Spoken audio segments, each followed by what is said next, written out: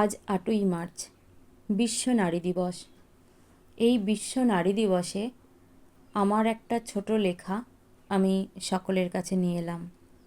যেহেতু আমি একটু সেই সেকেলে গোছের, তাই আমার লেখাও হয়তো একটু সেকেলে গোছের হবে।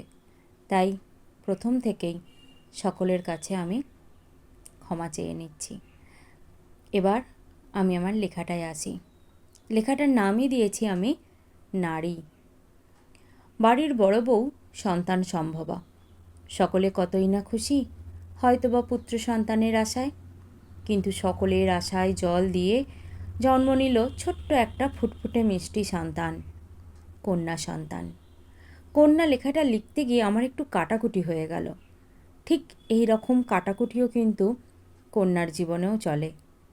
যখন সে ছোট, তার নাক কান ফুটো করো, গয়না পরা, গয়না দেখতে, আসলে এগুলো হয় অধীনতার প্রকাশ।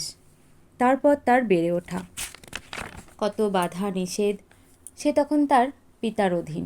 যখন বয়স 18 কি 20, বিবাহ নামক বস্তুর সাথে তখন সাক্ষাৎ হয়। তখন থেকে চলে তার আসল বোঝাপড়া, মেনে চলা, যন্ত্রণার জীবন। অথচ এই নারী কিন্তু সমাজের তথা বিশ্বের মেরুদণ্ড।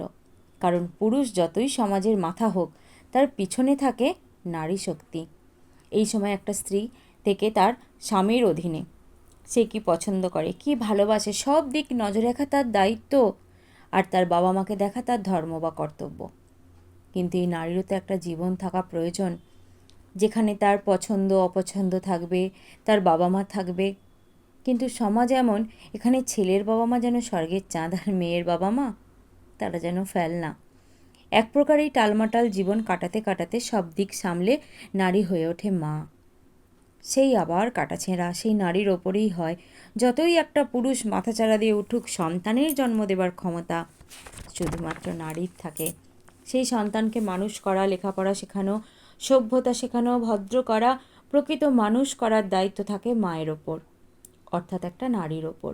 সন্তান গর্বের হলে তখন বাপের, আর ভুল করেছে তো মায়ের দোষ, ভালো করে মানুষ করতে পারেনি। ভবিষ্যতে নারী হয় সন্তানের অধীন, তখন হয় নারীর জীবন আরও দুর্বিষহ। কারণ সন্তান যদি পুত্র হয়, বউয়ের মুখ ঝামটা, আর কন্যা হলে জামাইয়ের টোন করে কথা বলা। নারীর মুক্তি, আসল জীবন তার মৃত্যুতে হয়। তখন পায় সে শান্তি, শান্তির ঘুম ঘুমোয়। কথাতেই আছে, পূর্বে নারী উড়বে ছাই, তবে নারীর গুণ গাই। অর্থাৎ একটা মেয়ে তথা নারী তথা স্ত্রী যতক্ষণ না মারা যাচ্ছে, ততক্ষণ তার মুক্তি নেই, চাইলেও পাবে না। বুঝলে?